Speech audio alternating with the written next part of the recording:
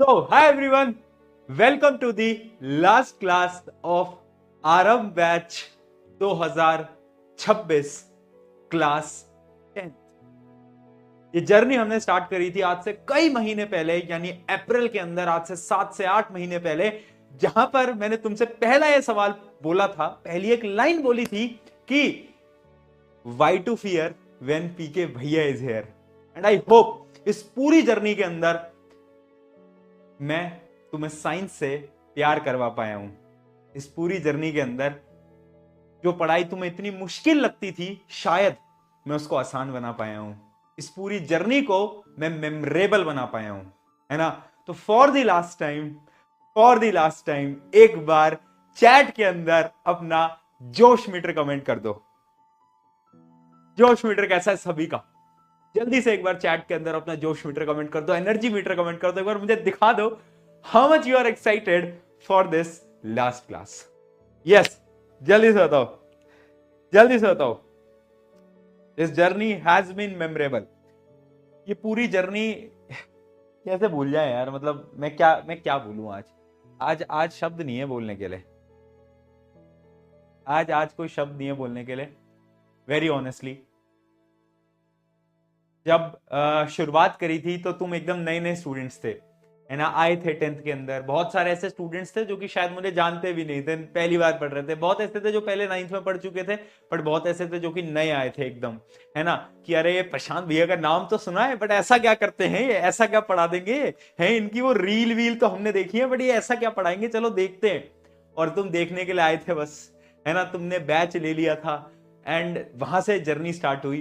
धीरे धीरे जितना मुझे तुम सबसे प्यार था, उतना प्यार तुमने भी मुझे दिया, और हम इस जर्नी में आगे बढ़ते गए। पता नहीं चला कैसे कि हमने क्लास 10 की साइंस 13 चैप्टर को डिटेल के अंदर विद डाउट सॉल्विंग खत्म करा। पता ही नहीं चला ना कैसे समय बीत गया। अभी ऐसा लग रहा है कि अभी तो आरंभ बैच स्टार्ट हुआ था कुछ महीने पहले, और आज वो घड़ी आ गई है जहां पर मुझे आप सबको बाय बोलना पड़ रहा है ना। हर एक स्टूडेंट वो गाना लिख रहा है चैट के अंदर कि अभी ना जाओ छोड़ के, ये मन अभी भरा नहीं, है ना। बहुत बहुत प्यारा गाना है वो। और ये मूवमेंट में मुझे हर बार वही एक गाना याद आता है कि अभी ना जाओ छोड़ कर के दिल अभी भरा नहीं, है ना। लेकिन क्या होता है कि एक बहुत अच्छी कहावत है ना, आपने भी सुनी होगी कि पूरे समय एक पिंजरे में कैद थे हम, पूरे समय एक पिंजरे में कैद थे हम, लेकिन जब वो पिंजरा खुला तो पता चला कि उस पिंजरे से ही प्यार हो गया है। शायद आपकी स्थिति, हमारी स्थिति भी आज ऐसी है, क्योंकि every ending has a new beginning. अब आप एक नई जर्नी में जाओगे, बहुत सारी नई चीजें अब आने वाली हैं, बट आपको आगे बढ़ना पड़ेगा। Life is all about this, ठीक है। दिस हैज बीन मेमोरेबल, मुझे पता है ना, मुझे पता है आप लोग बहुत प्यार करते हो, and I love you all बहुत बहुत ज्यादा दिल से। आज ना तुमसे बहुत बातें करनी है। ये पूरी जो जर्नी है, जो तुम्हें टेम्पलेट पूरा दिख रहा है, ये पूरी जर्नी हमने जी है। आज मुझे तुम्हारे 5-7 मिनट चाहिए। हम एसीपी डिस्कस करेंगे, हेरिडिटी की, बट उससे पहले मैं बस फॉर द लास्ट टाइम आज तुमसे बात करने आया हूं, है ना। मैं आज तुमसे अपने छोटे भाई छोटी बहन की तरह ना कुछ चीजें शेयर करने आया हूं, कुछ जर्नी के पार्ट बताने आया हूं, कुछ कहानियां किससे शेयर करने आया हूं। मैं बहुत ऑनेस्टली बता रहा हूं, ठीक है। तो मुझे पता है, जब मैं क्लास 10th में इस बैच में आया था ना, तो मुझे ऐसा लग रहा था कि यार ये वाला जो बैच है वो कैसा होगा, है ना। इस बैच के बच्चे क्या लास्ट ईयर जैसे पढ़ाई करेंगे या नहीं करेंगे, मुझे बहुत सारे डाउट थे मन में। जब बैच स्टार्ट हुआ तो मुझे लगा भी कि यार ये वाले जो बच्चे हैं ना, ये पढ़ने में अच्छे नहीं है, ये होमवर्क नहीं करके आते। एक दो बार मैंने तुम्हें डांटा भी, बट धीरे धीरे हुआ क्या ना, तुम लोग कंसिस्टेंट होने लग गए। तुम लोगों ने भी मुझसे वादा करना स्टार्ट कर दिया, नहीं भैया करेंगे, ये करेंगे, वो करेंगे। क्लासेस चलती गई, हंसी मजाक चलते गए, लाइफ के ज्ञान चलते गए, और हम इस जर्नी में आगे बढ़ते गए, है ना। पता नहीं चला कि कितना सारा समय हमारा बीत गया, राइट। कितना सारा समय हमारा बीत गया, पता है। बस आज मैं तुम्हें एक सिंपल सी एक छोटी सी स्टोरी बताता हूं कि याद रखना। पता है ये कहानी, आज देखो, आज ब्लैक स्क्रीन आएगी। आज चाहे कितनी ब्लैक स्क्रीन आ जाए, आज हम क्लास लंबी नहीं चला पाएंगे दोस्त। ब्लैक स्क्रीन जी, मुझे पता है आप भी चाहते हो कि इस आखिरी क्लास को लंबी बना दी जाए, but this is the ending and हर चीज का अंत होता है और उस अंत को कभी हटाया नहीं जा सकता, राइट? तो आज ब्लैक स्क्रीन चाह रही है कि क्लास रुक जाए। आज ब्लैक स्क्रीन के साथ साथ हर एक बच्चा चाह रहा है ना, कि भैया रोक दो क्लास, रोक दो भैया, लंबी क्लास ले लो। बट आज वो क्लास लंबी नहीं हो पाएगी। आज वो दिन नहीं है, आज वो क्लास लंबी नहीं हो पाएगी। लास्ट क्लास में ब्लैक स्क्रीन आ रही है, देख रहे हो तुम कितना कोइंसिडेंस है। अच्छा, मैं तुम्हें ये बता रहा था, पता है एक लड़का था तुम्हारा जैसा ही, ठीक है, और वो भी ना लाइफ में बहुत सारी प्रॉब्लम्स फेस करता था। हर बार उन प्रॉब्लम्स से जूझता था, है ना। बहुत लोग उसका भी हंसी मजाक उड़ाया करते थे, उससे भी बोला करते थे कि तुझसे कुछ नहीं होगा लाइफ के अंदर, तू कुछ कर पाएगा या नहीं कर पाएगा, ठीक है। और जैसे कि आप सबकी उम्र में होता है, मैं समझ रहा हूं ना कि अपोजिट जेंडर अट्रैक्शन होता है, उसको भी ऐसा हो जाया करता था। और उसमें उसने धोखा भी खाया होगा, है ना, उसमें उसने धोखा भी खाया होगा, राइट। तो उसने भी सारी प्रॉब्लम झेली, लोग उसको भी बोलते थे कि तू कुछ नहीं कर पाएगा, लेकिन पता है उस इंसान को, पहले तो ये ब्लैक स्क्रीन जी अगर आज हटें तो हम बात कर पाए। अरे आज मत आओ यार, आज मेरे को बात कर लेने दो, रुको क्या हो गया, आज मेरे को बात कर लेने दो बच्चों से प्लीज यार, 1 मिनट देना स्टूडेंट्स ना। आज मुझे ब्लैक स्क्रीन लग रहा है कि तुम लोगों से बात नहीं करने देगी।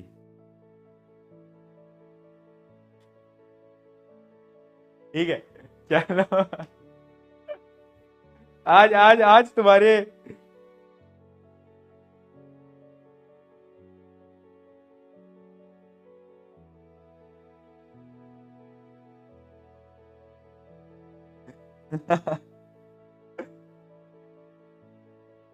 आज नहीं हो पाएगी बात, है। चलो, तो मैं बता रहा था कि एक लड़का जिसने तुम्हारी जैसी लाइफ के अंदर सारी प्रॉब्लम्स जो कि तुम आज फेस कर पा रहे हो ना, उसने भी वो फेस करी, लेकिन पता है क्या हुआ कि उसको एक चीज पता थी कि वो ना कर सकता है। समझना इस बात को, वो कर सकता है। उसके अंदर एक सेल्फ कॉन्फिडेंस था, सेल्फ बिलीव था। और पता है जो पूरी जर्नी थी ना क्लास 10th की, इस बैच की, इसके अंदर ना तुम कितना स्कोर करते हो फर्क नहीं पड़ता। कुछ ऐसे स्टूडेंट्स होंगे जो कि 60% लाएंगे, कुछ होंगे जो कि 99 होंगे, कुछ होंगे 100 लाएंगे, होंगे, लेकिन मेरे लिए ना 60 वाला और 100 वाला सब एक है। तुम सब मेरे प्यारे मूर्ख बालक और बालिका ही रहोगे। बट मैं तुमसे क्या चाहता हूं ना यार, इस पूरी जर्नी के अंदर क्या तुम ये सीख पाए कि जो ये लाइफ है ना, इसके अंदर चाहे कितनी चुनौतियां आ जाए, कितनी प्रॉब्लम्स आ जाए, तुम्हें बार बार उठना पड़ेगा।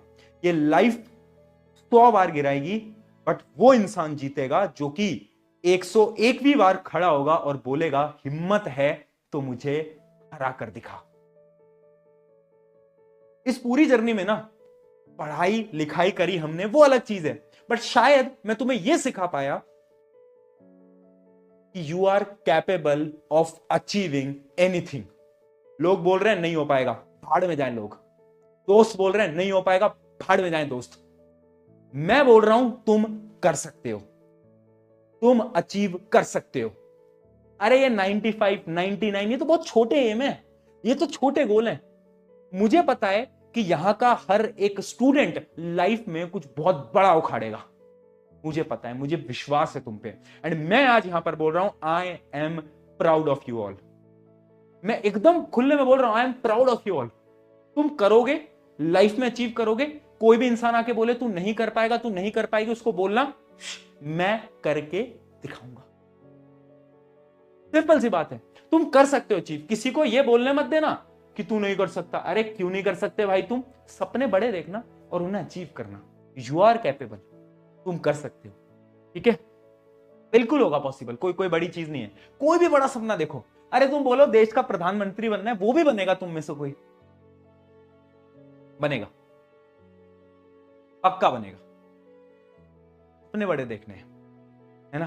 तो ये जर्नी पढ़ाई लिखाई की थी नहीं, ये जर्नी थी कि तुम लाइफ के बारे में सीख पाओ। एंड आई होप कि तुम सीख पाए होगे, क्योंकि मेरा यही एक मकसद था, ये एक मिशन था कि तुम सबको वो मैं सिखा दूं, लाइफ के पूरे ख्याल सिखा दूं, जीने का मकसद सिखा दूं। एंड एक चीज याद रखना कि पता है मैं तुमसे ना कुछ चाहता नहीं है ना, मैं बस तुमसे एक रिक्वेस्ट कर रहा हूं है ना, as a Guru, as a बड़ा भाई तुमसे बोल रहा हूं कि ना लाइफ में बहुत कुछ बड़ा करना है यार, एकदम कि तुम्हारे सब पेरेंट्स रिश्तेदार सब प्राउड फील करें। और उस दिन ना कभी कोई पूछ लेना तो बता देना कि हम ना पीके भैया थे एक हमारे जमाने में जब हम 10th से 9th से 11th में थे, तब एक भैया हुआ करते थे, उन्होंने हमें पढ़ाया था, और आज देख लो हम कहाँ हैं। मेरे को इतना चाहिए तुम लोगों से, इससे ज्यादा मुझे कुछ नहीं चाहिए, इससे ऊपर मुझे तुमसे कुछ नहीं चाहिए। तुम 100% भी लाओ ना तो भी मुझे क्रेडिट मत देना, मुझे क्रेडिट मत देना, चाहे मुझे कोई दिक्कत नहीं है, वो तुम्हारी मेहनत है, मेरा क्या क्रेडिट उसमें। बट जब तुम कुछ लाइफ में बहुत बड़ा कर लो ना यार, आईएएस बन जाओ, आईपीएस बन जाओ, डॉक्टर बन जाओ, इंजीनियर बन जाओ, पॉलिटिशियन बन जाओ, बिजनेसमैन बन जाओ, तब कोई पूछ ले तो बता देना एक हमारे भैया हुआ करते थे और उन्होंने हमें ऐसा पढ़ाया कि आज देखो हम कहां हैं। ये मेरे लिए इनफ है। और बस मैं तुमसे ये आज वादा मांग रहा हूं, प्रॉमिस मांग रहा हूं, ये प्रॉमिस तुम्हें आज मुझे देनी होगी कि तुम इतना करोगे मेरे लिए। अगर तुम इतना कर दोगे तो आई एम वेरी हैप्पी, मेरे को इससे ऊपर कुछ चाहिए ही नहीं तुमसे, राइट? प्रॉमिस हो गई? चलो प्रॉमिस हो गई सबकी, ठीक है। ये आपको और मेरा वादा है, भूलना नहीं है, याद रखना है, ठीक है। ये आपको और अपना वादा है। चलो तो यहां पर let us start now. ACP discussion करते हैं, हेरिडिटी का, है ना। मन किसी का है नहीं आज पढ़ाई करने का, मुझे पता है, मैं समझ पा रहा हूं, चाहे कैमरे के इस तरफ हूं, इसका ये मतलब नहीं है कि तुम्हारी फीलिंग्स को मैं फील नहीं कर पाता, मैं सब समझ रहा हूं दोस्तों, ठीक है। तो लेकिन अब क्योंकि हम यहां तक पहुंच ही गए हैं तो हमें स्टार्ट करना पड़ेगा एसीपी ऑफ हेरिडिटी का डिस्कशन, राइट। चलो स्टार्ट करते हैं बेटा। भैया लास्ट क्लास में भी लेट देखो बेटा, क्लास चाहे पहली हो चाहे आखिरी, लेट होना जरूरी ਹੁੰਦਾ सी है ना, उसको उसमें हम कुछ नहीं कर सकते। बट ऑब्वियसली अगर एक चीज अंत होती है तो नई चीज स्टार्ट होती है, और आने क्या वाला है, कुछ ऐसा आने वाला है जो कि खतरनाक होगा तुम्हें पता ही है क्या आने वाला है ना। वो चीज आएगी तो मजे आएंगे, टेंशन मत लो टेंशन मत लो। चलिए जी, आई होप ये एसीपी में मैंने एक बहुत प्यारा मैसेज तुम सबके लिए लिखा था, वो सबने पढ़ा या नहीं पढ़ा? सबसे पहले तो मुझे ये बताओ, क्या सबने ये वाला प्यारा मैसेज पढ़ा एसीपी का? ये मैंने तुम सबके लिए लिखा था, पढ़ा क्या? हैंड रिटन एक मैसेज था, बहुत बहुत प्यारा था। आई होप सबने पढ़ा होगा, राइट।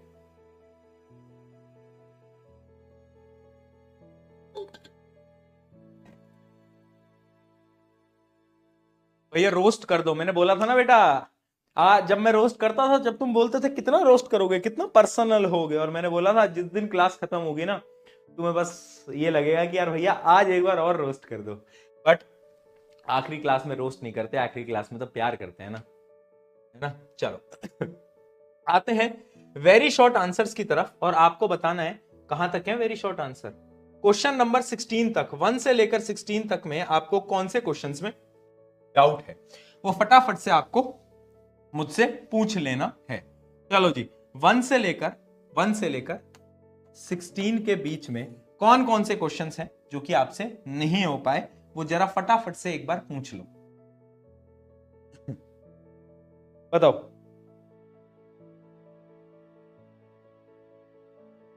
सेवन था, ये थाला फॉर द रीजन का क्वेश्चन आज तक हर क्लास में आया, तुमने नोट करा? देखो बेटा, चाहे तुम रोहित शर्मा के फैन हो, चाहे तुम विराट कोहली के फैन हो, लेकिन जब तुम शादी करोगे तो लोगे तो उसमें 7 फेरे ही, 7 थाला फॉर द रीजन है ना। तो देखो वो उसका कुछ नहीं कर सकते हम, तो 7 क्वेश्चन हर बार आया है, ये डेस्टिनी है हमारी। चलो क्वेश्चन नंबर 7 को करा ही देंगे। क्वेश्चन नंबर 3 पूछ रहे हैं, क्वेश्चन नंबर 8 पूछ रहे हैं, 7 तो लिख ही दिया है। अगला देखते हैं, क्वेश्चन नंबर 10 भी पूछ रहे हैं। चलो करें क्वेश्चन नंबर 3 सॉरी बड़ी खांसी आ गई आज। The below given figure gives the detail about different contrasting pair of characters selected by Mendel for his experiment. Select the number of traits related to flower, pod, seed respectively. क्या question है? Question आगे page पे है क्या? Question क्या है?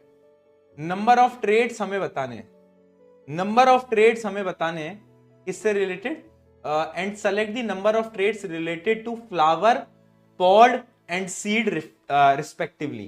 तो flower से रिलेटेड कितने ट्रेड्स होते हैं बेटा बताओ, फ्लावर से रिलेटेड कितने ट्रेड्स होते हैं, जल्दी बताओ, फ्लावर से रिलेटेड कितने ट्रेड्स होते हैं? क्या तुम्हें याद है? फ्लावर से रिलेटेड तुम्हें क्या लगता है कितने कितने ट्रेड्स होंगे?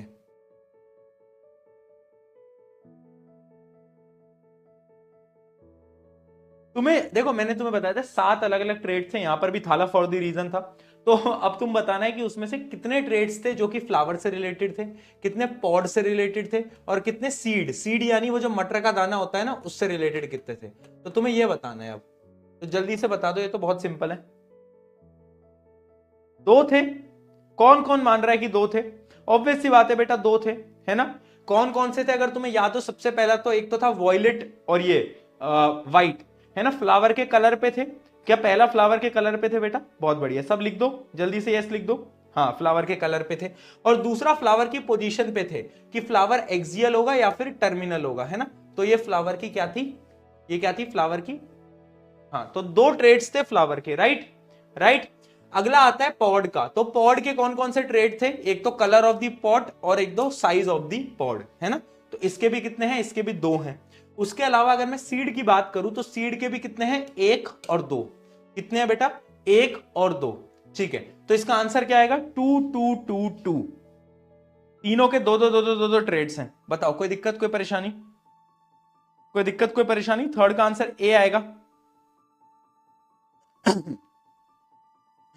बहुत बढ़िया, थर्ड का आंसर ए आएगा क्योंकि तीनों के एक 2 2 2 2 2 2 ट्रेड्स हैं. चलिए जी, बहुत बढ़िया.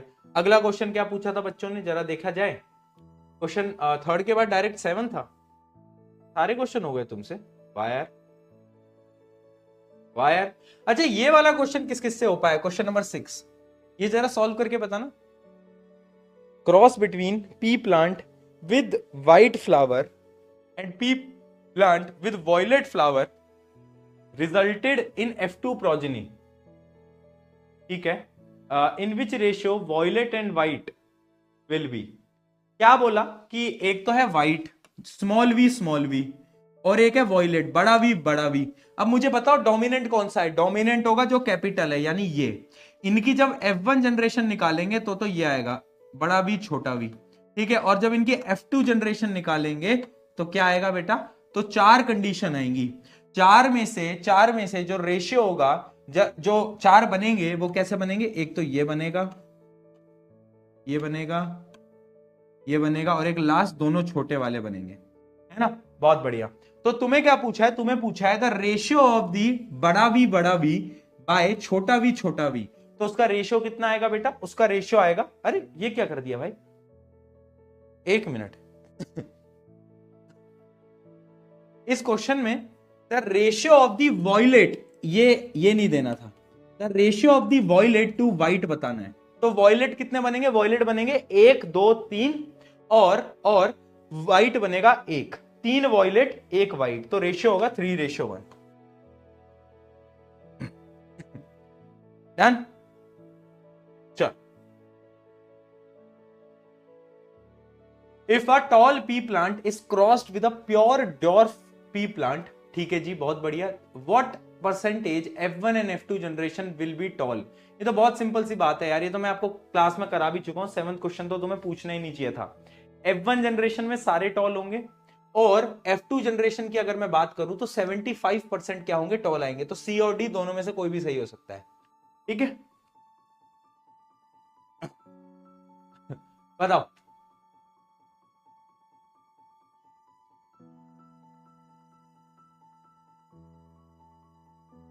डन. ऑप्शन रॉन्ग है. अरे भाई, 2 ऑप्शन सेम है ना, तो इन दोनों में से कोई भी लगाया ना.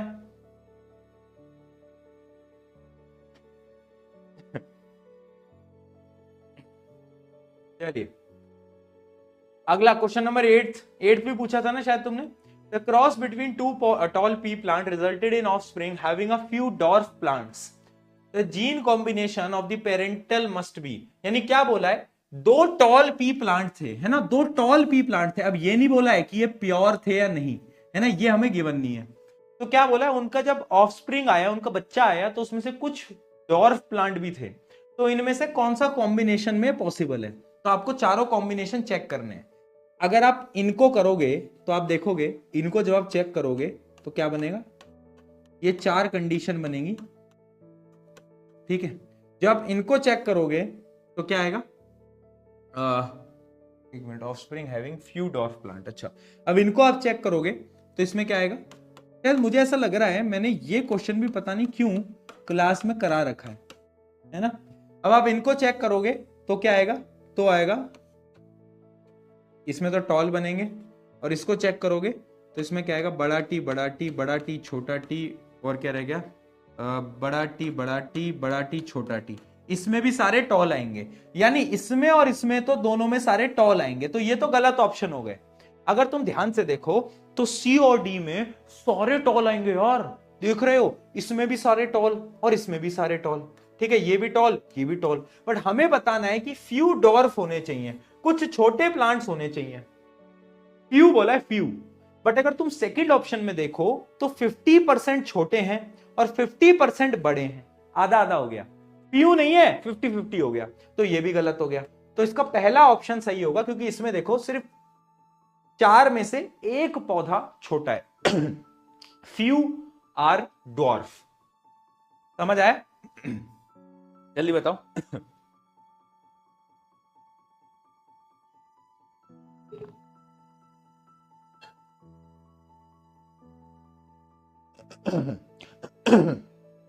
बताओ, चलो बहुत बढ़िया। और कोई क्वेश्चन? और कौन सा पूछा था तुम लोगों ने? 7, 8, 8 के बाद 10 question. Mendel cross true breeding tall plant with true breeding dwarf plant. True का मतलब बेटा प्योर होता है, यानी एक तो है प्योर टॉल, एक है प्योर डॉर्फ, बस ये बोला है, ठीक है। And raised F1 hybrid, he observe that out of 1064 F2 progenies 787 were tall and 277 were dwarf. How many plants were expected to be heterozygous? बहुत प्यारा सवाल है बेटा, ये तो बहुत इंपॉर्टेंट है और बहुत अच्छा क्वेश्चन है। क्या बोला है कि पहले हमने इन दोनों को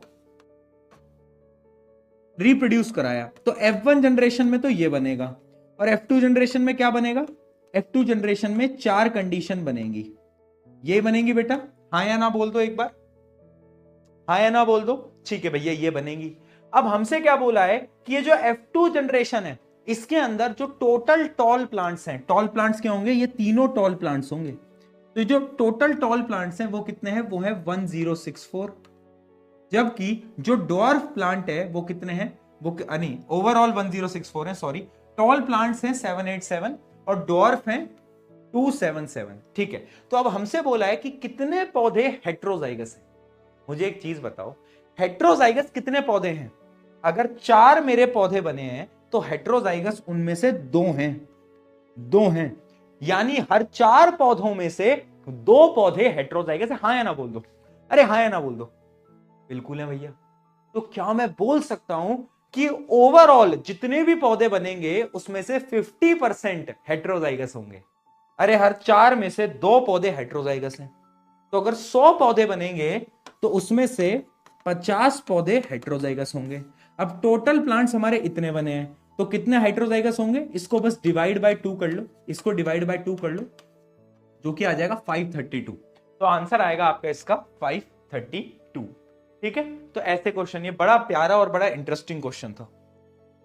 हुआ सॉल्व?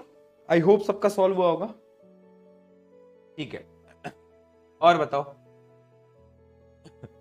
और कोई क्वेश्चन रह गया या आगे बढ़े? ये तो सब कल ही करा दिए थे आपको, है ना, ये सब तो मैंने आपको कल ही बता दिए थे। ये वाला क्वेश्चन देखना बेटा, question number 16। The maleness of the child is determined by, अगर एक लड़का होगा तो वो कौन डिसाइड करता है, बताओ कौन डिसाइड करता है? वो करता है वाई क्रोमोसोम। कौन करता है बेटा? Y chromosome. ये शायद मैंने आपको बताया भी था। 13 क्यों बोल रहे हैं बच्चे? 13 में क्या है? 13 देख लेते हैं। Which of the following statement is incorrect, इनमें से कौन सी इनकरेक्ट है? ठीक है, इनकरेक्ट पकड़नी है। For every hormone there is a gene, सोचते चलना। अगला, for every protein there is a gene, ये तो अच्छा क्वेश्चन है। For production of every enzyme there is a gene, for every molecule of fat there is a gene. बताओ इनमें से कौन सा गलत है? थोड़ा लॉजिकल हो गया, थोड़ा out of the syllabus question है, समझ गया मैं, इसलिए तुमसे नहीं हो पाया। देखो, gene is the basic unit, सब कुछ जीन का बना है। तो अगर तुम देखोगे हमारे जो हार्मोन है, अरे यार वो भी तो जीन की वजह से बन पाए, तो ये स्टेटमेंट तो ट्रू हो गई। जो प्रोटीन है, और every protein there is a gene, है ना, वो भी जीन से ही बना है, पूरी बॉडी जीन से बनी है। ठीक है जी, आगे बढ़ते हैं। For production of every enzyme, enzyme produce करना है तो उसके लिए भी जीन इंपॉर्टेंट है। ठीक है जी, ये भी करेक्ट हो गया। For every molecule of fat, अरे एक फैट के मॉलिक्यूल से जीन का क्या रिश्ता? एक फैट के मॉलिक्यूल का जीन से क्या रिश्ता, क्या लेना देना? क्या बात मेरी समझ में आई तुम लोगों को? क्या बोल रहा हूं मैं? क्या बात समझ में आई? जल्दी बताओ। एक फैट के मॉलिक्यूल का जीन से कोई लेना देना नहीं होता, तो क्या होगी? ये जो स्टेटमेंट होगी ये इनकरेक्ट होगी, तो ऑप्शन इसका डी होगा। ठीक है, और एवरी मॉलिक्यूल ऑफ फैट क्या एक जीन होता है? नहीं यार, नहीं होता। ठीक है, डन। चैट्स कैसे रुक गई? क्या हो गया? क्या हो गया भैया? चलो आगे बढ़े। ये थोड़ा सा out of the syllabus question हो गया, वैसे ये थोड़ा सा आउट ऑफ द सिलेबस हो गया। ठीक है, चलो जी आगे बढ़े। अच्छा, क्वेश्चन नंबर 14 भी पूछ लो, सारे पूछ लो तुम। The two version of trait characteristics which are brought by male and female gamete are situated on, क्या बोला है? वो कहां पर लाई करते हैं? कैरेक्टरिस्टिक्स बेटा कहां पर लाई करते हैं, ये सवाल पूछा गया है। ये सवाल क्यों नहीं हो पाया तुमसे? ये तो बहुत बेसिक सवाल है। वापिस से पढ़ो, क्वेश्चन क्लियर करोगे ना तो ऑप्शन खुद ब खुद मिल जाएगा। The two version of trait, दो वर्जन है ट्रेट के। एक है काली आंखें, एक है नीली आंखें, दो वर्जन है। ट्रेट एक ही है, आंखों का रंग, बट उसके दो वर्जन, एक है काली आंखें, एक है नीली आंखें। ठीक है, which are brought by the male and female gamete are situated on, जो कि मेल और फीमेल से आ रहे हैं, वो कहां पर जाते हैं? Copies of the same chromosome. कहां पर होते हैं बेटा?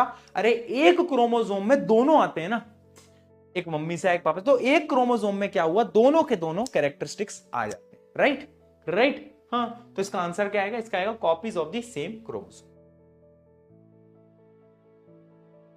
बताओ कोई दिक्कत, कोई परेशानी है क्या इसमें? जल्दी से बता दो अगर अभी भी कोई दिक्कत आ रही है तो, या समझ में आ गया तो पी के लिख देना चैट के अंदर।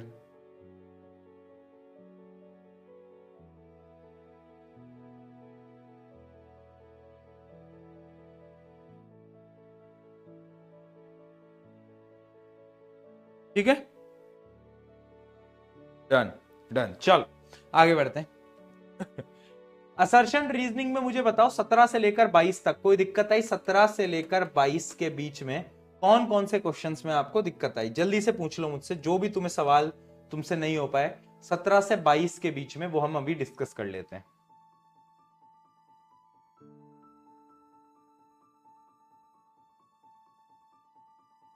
बताओ,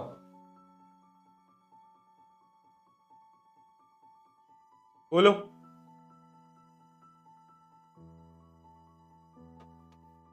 19,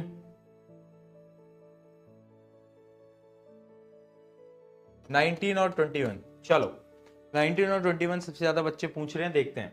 19 क्वेश्चन क्या है? A geneticist crossed a pea plant with violet flower having violet flower with pea plant having white flower. He got all violet flower in the first generation. White color gene is not passed to the next generation. देखो क्या बोला है, एक P plant, एक scientist ने क्या करा कि एक पी प्लांट लिया जिसके जो फ्लावर का कलर था वो कैसा था? वो वॉयलेट था, और उसको क्रॉस कर दिया किससे? व्हाइट के साथ। तो तुम्हें पता है वॉयलेट क्या होता है? डोमिनेट करता है। तो जो F1 जनरेशन होगी वो कुछ ऐसी दिखेगी, तो उसमें सारे प्लांट्स कैसे होंगे, वॉयलेट होंगे। तो ये स्टेटमेंट एकदम ट्रू है, पहली स्टेटमेंट तो ट्रू है। लेकिन अगर आप रीजन पढ़ोगे बेटा, white colour gene is not passed, ये गलत है।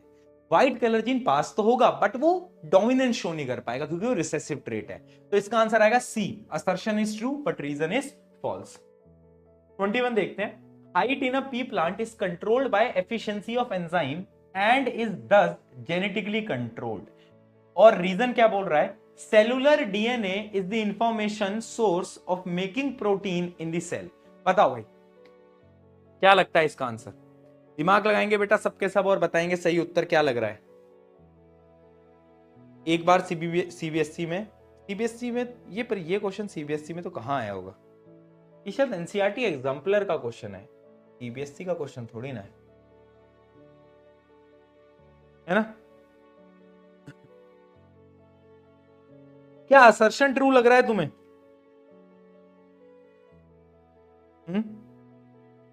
बच्चे लिख रहे हैं यस, असर्शन ट्रू है बेटा। क्यों है? Height of the P plant is controlled by efficiency of enzyme. यानी यार पता है क्या होता है, हमारी बॉडी के अंदर एंजाइम होते हैं जो कि हाइट को कंट्रोल करते हैं, और ऑब्वियस सी बात है it is thus genetically controlled, यानी जेनेटिक्स पे भी डिपेंड करता है। हमारी हाइट कैसे बढ़ती है, जो हमारी जेनेटिक इंफॉर्मेशन होती है उस जेनेटिक इंफॉर्मेशन की मदद से हमारी बॉडी के एंजाइम रिलीज होते हैं। आपको हार्मोन याद होगा, ग्रोथ हार्मोन जिसको हम बोलते हैं, उसकी वजह से हमारी हाइट बढ़ती है। सेम केस होता है प्लांट के अंदर। तो यानी ये स्टेटमेंट तो ट्रू है बट रीजन पढ़ो, cellular DNA is the information source of making protein in the cell. तुम्हें क्या लगता है, क्या ये जो है ये स्टेटमेंट करेक्ट है या फिर फॉल्स? बताओ, बोलो बोलो बोलो।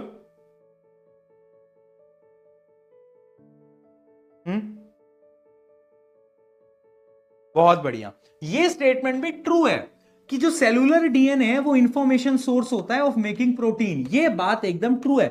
बट क्या इन दोनों का आपस में कोई लेना देना, रिश्ता नाता, घर बार नहीं है ना। ये रिश्ता क्या कहलाता है? ये रिश्ता कुछ भी नहीं कहलाता, ये तो बस एक जनरल इंफॉर्मेशन है। ये क्या है बेटा? ये एक जनरल इंफॉर्मेशन है अबाउट डीएनए। ये क्या है? ये डीएनए की इंफॉर्मेशन है। तो यानी इसका आंसर आएगा बी।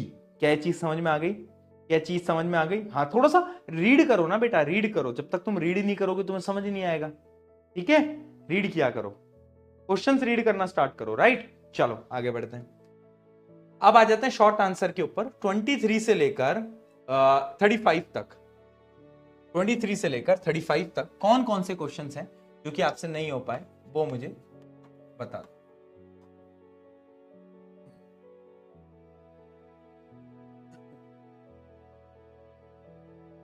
जल्दी से मेरे को चैट में लिखना स्टार्ट करो कौन से क्वेश्चन नहीं हो पाए।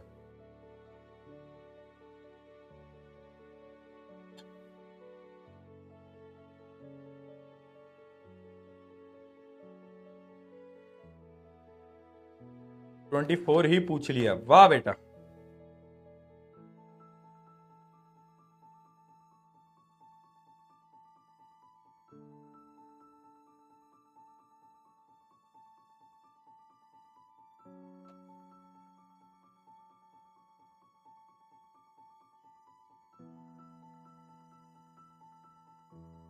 चलो 24 देखते हैं, 24 देखते हैं। Mustard was growing in two field A and B. Field A produced brown colored seed and field B produced yellow colored seed. ठीक है जी, एक में क्या हुआ बेटा? एक में ब्राउन कलर की सीड आ गई और एक में क्या हुआ? एक में येलो कलर की सीड आ गई। भैया जी मजा ही आ गया, ठीक है। It was observed that in a field A, offspring showed only parental trait for consecutive generation, whereas in the field B, the majority of the offspring showed the variation in the progeny. What probable reason of these observation? क्या बोला है बेटा कि मान लो एक field ए है, उसमें ना पेरेंट का कलर भी ब्राउन था, बच्चे का भी brown brown brown brown brown brown चलता जा रहा है। बट जो दूसरी फील्ड है ना, दूसरी जो फील्ड है ना, उसके अंदर वेरिएशंस आ रहे हैं। कुछ तो पौधे ब्राउन आ रहे हैं, कुछ का कलर कैसा आ रहा है, कुछ का कलर क्या गिवन है, एक तो ब्राउन है और कुछ का येलो है, तो अलग अलग आ रहा है। उसमें वेरिएशन आ रहा है, बट पहली वाली फील्ड में वेरिएशन नहीं आ रहा है। ऐसा क्यों? क्या लगता है तुम्हें? बताओ क्या लगता है तुम्हें? What do you guys think? इसका क्या आंसर होना चाहिए? ऐसा क्यों हो सकता है? थोड़ा दिमाग लगाओ, ऐसा क्यों हो रहा है? बोलो बोलो बोलो।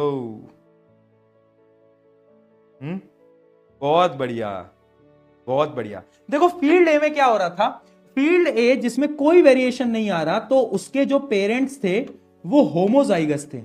होमोजाइगस यानी मान लो टॉल टॉल, और उनको सेल्फ पॉलिनेशन कराया जा रहा होगा।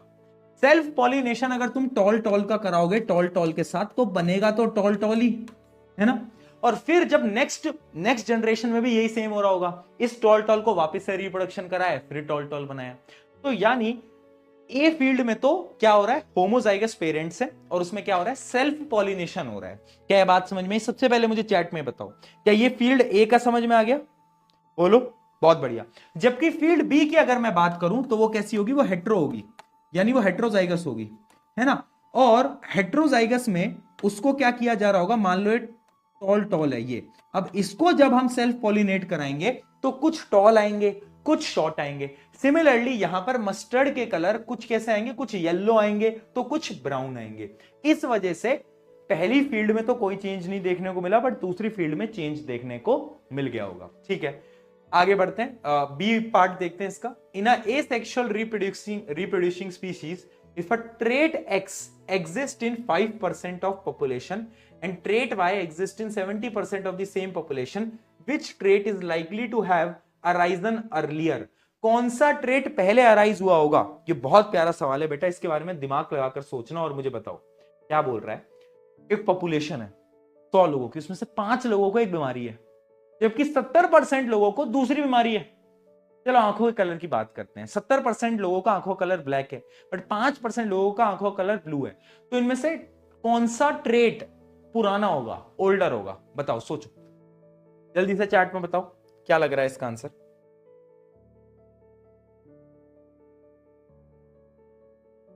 और बेटा ये एसेक्सुअल रिप्रोडक्शन की बात हो रही है, ये भी याद रखना।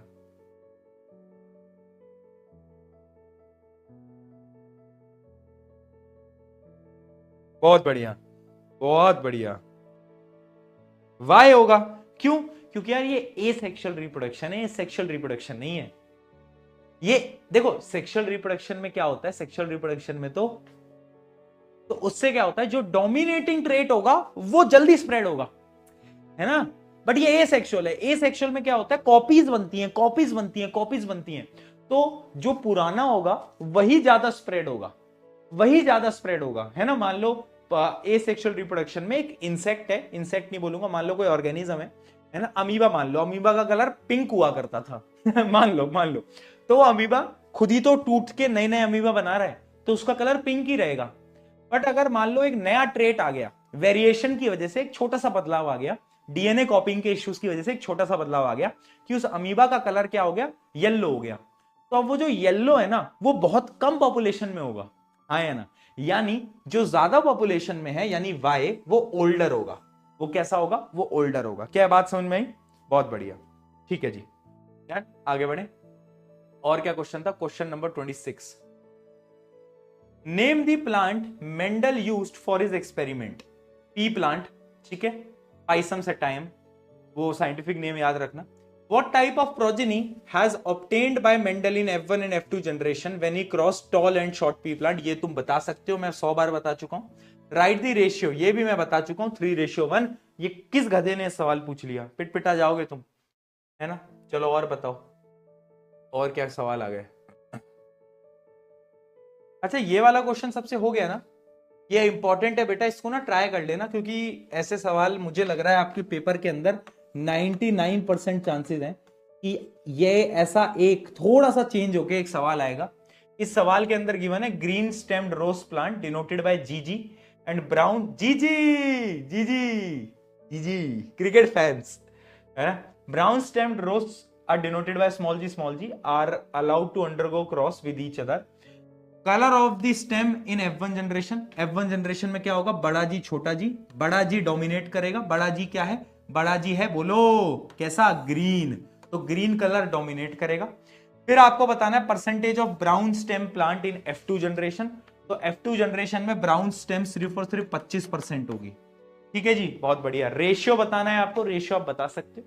तो ये जो क्वेश्चन है it is very important for your exams.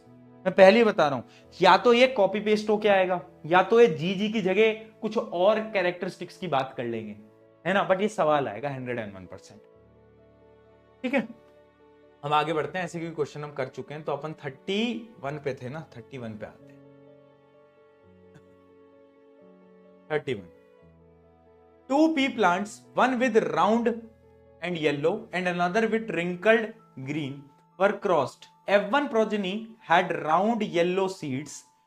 F1 progeny were self-pollinated. New combination of characters were found. If 160 seeds were produced in F2 generation, how many seeds with these new combination of the characteristics would be produced? ये तो बहुत simple है।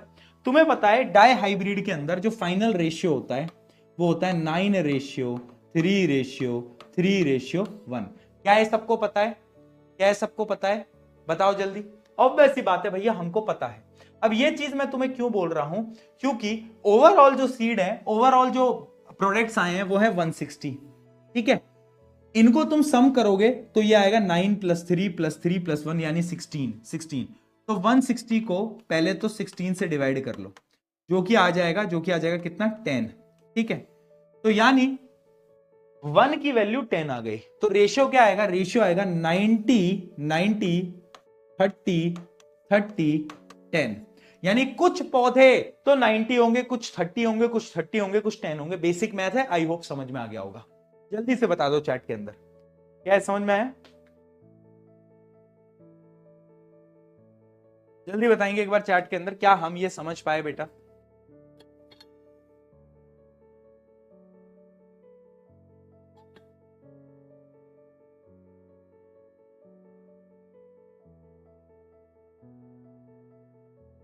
समझ पाए? बहुत बढ़िया, बहुत बढ़िया। ठीक है जी, तो ये था एक क्वेश्चन। इसके अलावा कौन सा सवाल पूछा था तुम लोगों ने? इसके अलावा ये क्या उड़ रहा है भाई? 31, 34 क्वेश्चन।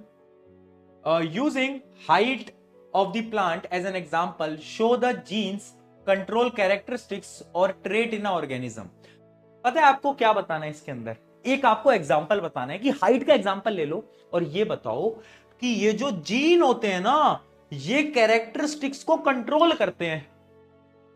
कौन सा एग्जांपल लोगे? अरे वो जो मेंडल भाई साहब ने एक्सपेरिमेंट करा था ना, कौन सा, मोनोहाइब्रिड वाला। हाँ, वो करोगे। मोनोहाइब्रिड का पूरा कि F1 जनरेशन में सारे टॉल आए, F2 जनरेशन में कुछ टॉल आए, कुछ डॉर्फ आए। और ये कौन डिसाइड कर रहा है? ये डिसाइड कर रहा है जीन। अरे जीन ही तो है। अरे 2 जीन मिलके अलील बनाते हैं, अलील जीन। याद आ गया? ठीक है, हाँ, तो बस आपको एक्सपेरिमेंट यहां पर एक्सप्लेन करके आना था बेटा, और कुछ भी नहीं था।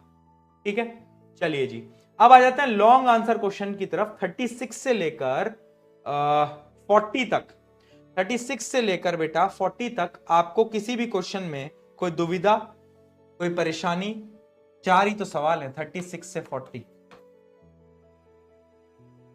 4 ही तो सवाल है।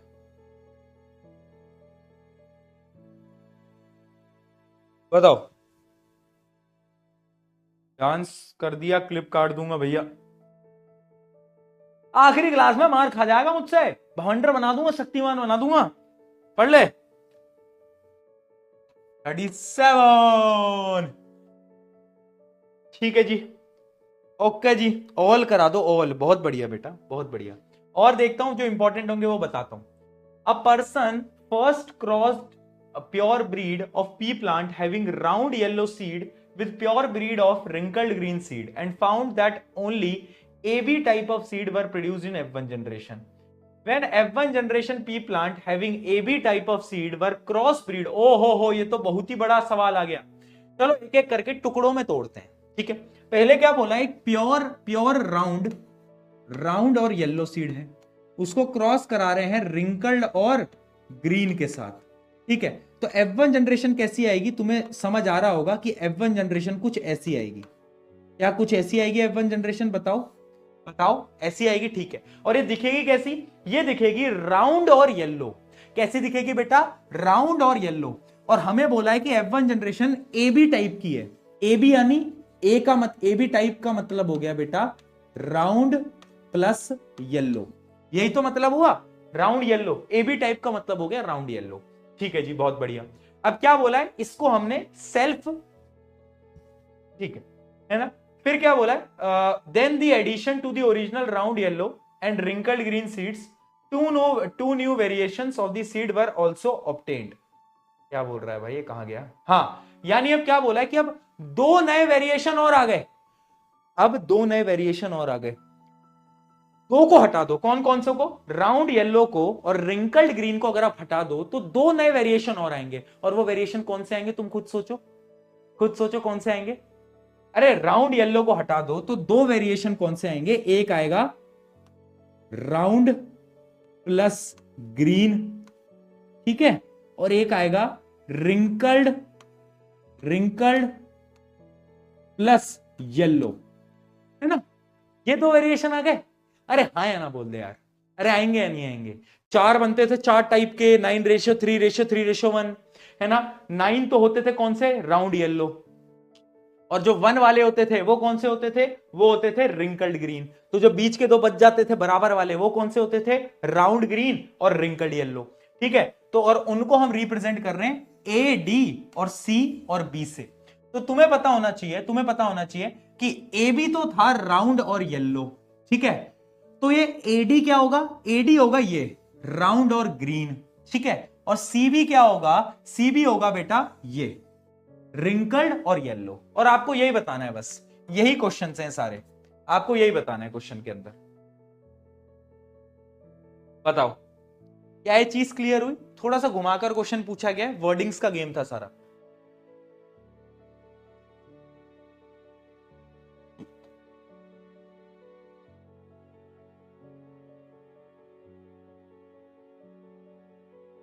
कॉल शोभित भैया करेंगे, कॉल करेंगे, लास्ट में करेंगे। सारा वर्डिंग का गेम था। अगर तुम वर्डिंग पकड़ गए तो क्वेश्चन तुम पकड़ लेते। और पता है इसकी एसीपी ना मैंने स्पेशली थोड़ी हार्ड बनाई है। वो मैं क्यों बनाई है, मैं तुम्हें रीजन दे देता हूं। क्योंकि मुझे कुछ साल से ना, लास्ट ईयर स्पेशली, हेरिडिटी के क्वेश्चन थोड़े टफ आते हुए दिखाई दिए। बच्चे ना इसको स्किप कर देते हैं और इसके जो क्वेश्चन आते हैं वो थोड़े से क्या आते हैं, थोड़े से टफ आते हैं। तो इसलिए मैंने क्या सोचा कि मैंने इसके क्वेश्चन थोड़े से आपको मुश्किल दिए हैं, राइट। ठीक है जी, बहुत बढ़िया। Out of A B A D type of seed which one will be produced in the minimum number? तुम्हें पता है मिनिमम कौन से होंगे? बोलो रिंकल्ड और ग्रीन। मैक्सिमम कौन से होंगे? राउंड और येलो। ठीक है, तो वो तुम्हें पता होना चाहिए। चलिए जी आगे बढ़े। और एक क्वेश्चन तुमने पूछा था, शायद 40वां सवाल तुम पूछ रहे थे, राइट। 40वें के इतने टाइप हैं क्या भाई? 40 तो तुम कर लोगे, 39 पूछ रहे थे क्या? हाँ 39 पूछ रहे थे क्या बेटा? बताओ 39 किस किस से हो गया? एक तो इनके इतने सारे पार्ट्स दे दिए ना। 39 हो गया क्या सबसे?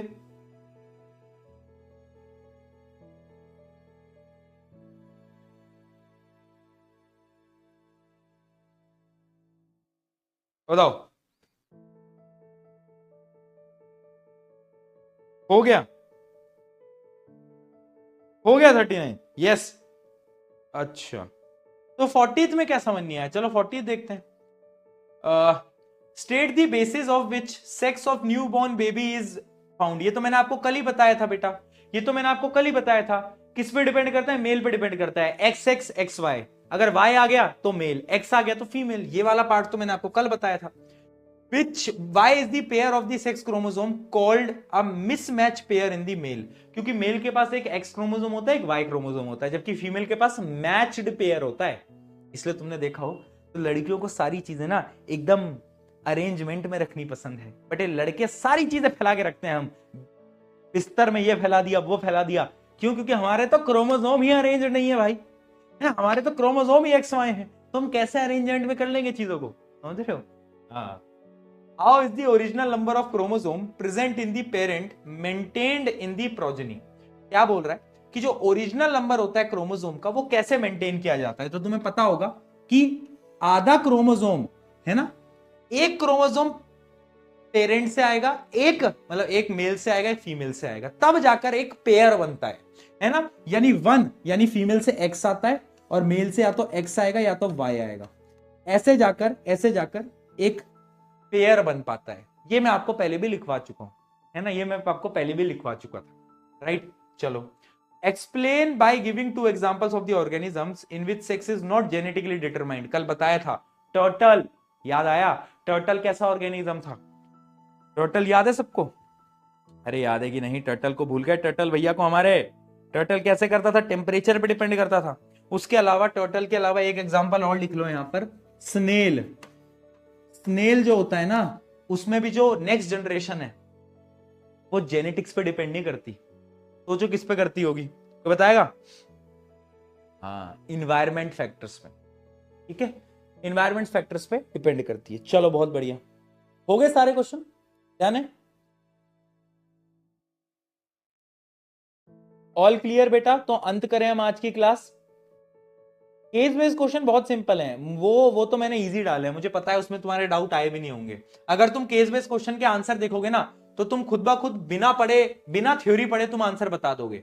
जैसे what type of cross did Mendel perform? Monohybrid, dihybrid, है ना। तो यहां पर स्टेटमेंट दे रखी है, इसके अंदर मोनोहाइब्रिड क्रॉस होता है ना, टॉल और डॉर्फ प्लांट वाला।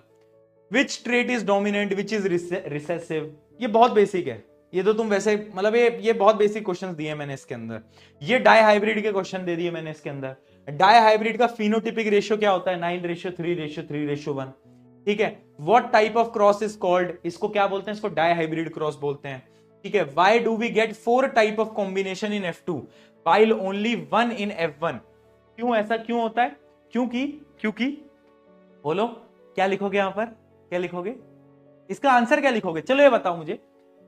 F1 जनरेशन में तो एक ही ट्रेट आया, बट F2 जनरेशन के अंदर 4 अलग अलग ट्रेट आ गए, तो इसका रीजन क्या लिखोगे? ये कोई सोच के अगर मुझे बता दे, ये मैंने कल बताया था वैसे रीजन, जल्दी बताओ। हाँ बहुत बढ़िया,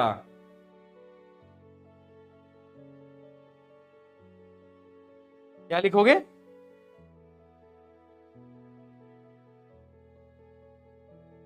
जो डोमिनेटिंग होता है वो रिसेसिव को मास्क कर देता है ना। तो कौन सा लॉ लिखोगे? नहीं, लॉ ऑफ डोमिनेंस नहीं लिखोगे बेटा, नहीं लिखोगे। यहां पर 2 लॉ लिखोगे, क्योंकि ये डाई हाइब्रिड का एग्जांपल है। एक तो लॉ ऑफ इंडिपेंडेंट असॉर्टमेंट, दूसरा द लॉ ऑफ सेग्रीगेशन, है ना। क्योंकि जब भी पार्टिसिपेंट आते हैं तो वो सेग्रीगेट हो जाते हैं, है ना, सेग्रीगेट हो जाते हैं, डिवाइड हो जाते हैं। तो यहां पर 2 लॉ आपको लिख के आने थे। चलिए, तो ये रहा आपका पूरा का पूरा लेक्चर, और यहां पर हमने इसके एसीपी को डिस्कशन कर लिया है। आई होप आपको समझ आया। अगर ये चैप्टर समझ आया तो एक बार पीके लिख के मुझे बता दो, और नहीं आया तो नो लिख के बता दो।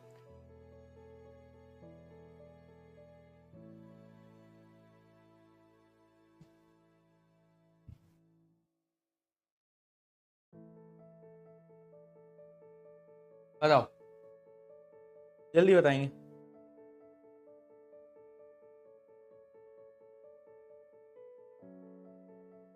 आ गया, आ गया, आ गया, आ गया, आ गया, आ गया, आ गया, वाह, सबको आ गया, क्या बात है, क्या बात है दोस्तों।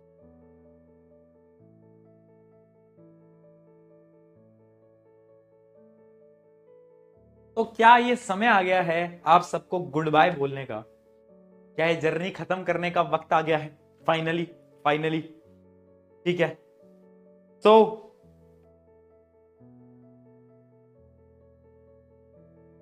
आरंभ को अंत किया जाए, है ना। आरंभ बैच को अंत करते हैं with a goodbye, with love you all. आप सब मेरे प्यारे मूर्ख बालक बालिका थे और रहोगे। हमेशा याद रखना कि जब जब तुम्हें प्रॉब्लम आएगी, प्रशांत भैया तेरे साथ खड़े हैं। जब जब तुझे परेशानी होगी, ये तेरे पीके भैया तेरे साथ खड़े हैं। और एक लाइन जो मैं तुम्हें शुरू से बोलता आ रहा हूं, याद रखना, मुस्कुराए हैं हमेशा, छुपाए हैं गम। उन लोगों को तो वक्त बताएगा कौन है हम, और हमारा वक्त आ चुका है। हमारा वक्त हम खुद ला चुके हैं, ठीक है। हम अपना वक्त लेकर आ रहे हैं, तुम अपना वक्त लेकर आ रहे हो। You can achieve anything in your life. मैं बस इतना बोल रहा हूं। अरे मार्क्स का क्या है, कम आएंगे ज्यादा आएंगे, थोड़े बहुत कम रह जाएंगे, बट ये जर्नी है यार, ये इंजॉयमेंट है, ये जीना इंपॉर्टेंट है, ठीक है। हाँ, मिस यू, बहुत बहुत याद आएगी। शुरू से तुम्हें बोलता आ रहा हूँ ना, याद मेरी आएगी तो पता लगेगा। अब तुम्हें याद आएगी बहुत यार। I miss these classes, I miss दो, ये जो हमारा क्लासेस का सेशन चलता था डेली। एंड पता है क्या होता है कि मेरी लाइफ के अंदर ना बहुत सारे काम होते हैं, मैं तुम्हें सच बताता हूँ, बहुत पूरा दिन बहुत हेक्टिक होता है, 10-10 12-12 घंटे भी काम होता है, बहुत नॉर्मल है, बहुत नॉर्मल है। और जब ये क्लासेस होती है ना, तो ये मेरे लिए काम नहीं है, ये मेरे लिए एंजॉयमेंट है, क्योंकि मुझे इसमें मजा आता है। जब मैं तुम्हारी क्लास ले रहा होता हूँ, एंजॉयमेंट, चैट्स पढ़ते हैं हम, थोड़ा हंसी मजाक करते हैं, फन करते हैं, तुम वहां से एक दो जोक मार देते हो, मैं तुम्हें रोस्ट कर देता हूँ। तो ये जो इंटरेक्शन है ना, ये इंटरेक्शन मेरे लिए फन है, मेरे लिए काम नहीं है। बाकी टीचर्स के लिए शायद एक काम होता होगा, बट पता नहीं क्यों मुझे ऐसा लगता है कि आज क्लास है, चलो मजे करेंगे। मैं ऐसे इस माइंडसेट से आता हूँ मैं, तो मुझे बहुत मजा आता है। सो आई मिस दीज क्लासेस यार। पता नहीं अब कैसे तुम लोगों के बिना हम ऐसे कैसे, मतलब थोड़ा सा परेशानी तो आएगी, बहुत थोड़ी नहीं बहुत परेशानी आएगी कि बोर हो जाऊंगा मैं। क्या करूंगा यार, है ना, याद आएगी। चलो आ जाओ, एक एक एक गले लग जाओ, आ जाओ, चलो, है ना। All the very best, all the very best. और एज प्रॉमिस्ड एक बार आपके ऑगी भैया को कॉल करें, 1 मिनट ना, उनको कॉल करें।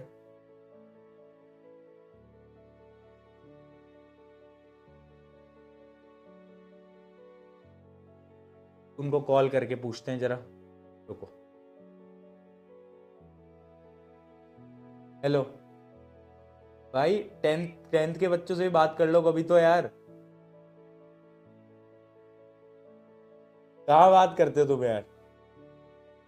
ये भाई हमारी क्लास कब कर? तो मेरे दोस्त है। 10th वाले दोस्त हैं। 10th वाले तो मेरे दोस्त है। तो भाई ये कह रहे आज मेरी भी फाइनल क्लास हो गई, लास्ट क्लास।